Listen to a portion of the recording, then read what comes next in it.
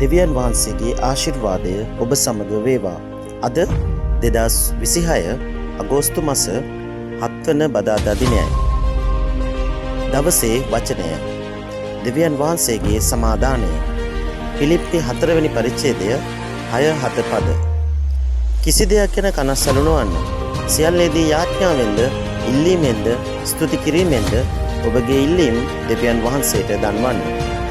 එවිට සියලු බුද්ධිය ඉක්මවන දෙවියන් වහන්සේගේ සමාදානය ක්‍රිස්තුස් යේසුස් වහන්සේ තුළ ඔබගේ සිත් සිතුවිලිද ආරක්ෂා කරනු ඇත. ආදරණීය සහෝදර සහෝදරියනි, අද ලෝකයේ මිනිස්සුන්ට මුහුණ දීමට සිදුවන විශාලතම අභියෝගයක් වන්නේ කනස්සල්ලයි. හිත ගැන බිය, පවුල ගැන කනස්සල්ල, ආර්ථික ප්‍රශ්න, සෞඛ්‍ය ගැටලු මේ සියල්ල මිනිසාගේ හදවත බර කරයි. නමුත් දෙවියන් වහන්සේගේ වචනය අපිට පවසන්නේ කිසි දෙයක් ගැන කනස්සලු නොවන්න.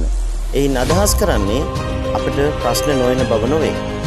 එයින් අදහස් කරන්නේ අපගේ ප්‍රශ්න දෙවියන් වහන්සේට බාර දීමට උන්වහන්සේ අපට ආරාධනා කරන බවයි. ඔබගේ බර යාඥාවෙන් දෙවියන් වහන්සේට කියන්න. ඔබගේ කඳුළු උන්වහන්සේට සංගවන්න එපා. ඔබගේ බියත්, සැකත්, අවශ්‍යතාත් උන්වහන්සේ ඉදිරියේ තබන්න. එවිට බයිබලයේ පොරොන්දු වන්නේ සියලු බුද්ධිය ඉක්මවන දෙවියන් වහන්සේගේ සමාදානය ඔබගේ හදවත ආරක්ෂා කරන බවයි. ඒ ඔබට දෙන සමාදානය නොව තත්වයන් වෙනස් නොවුනත් හදවත තුළ පවතින දෙවියන් වහන්සේගේ සමාදානයයි. අද ඔබට ඇති ප්‍රශ්නය කුමක් වුවත් එය දෙවියන් වහන්සේගේ අතට බාර දෙන්න. උන්වහන්සේ විශ්වාසවන්තය.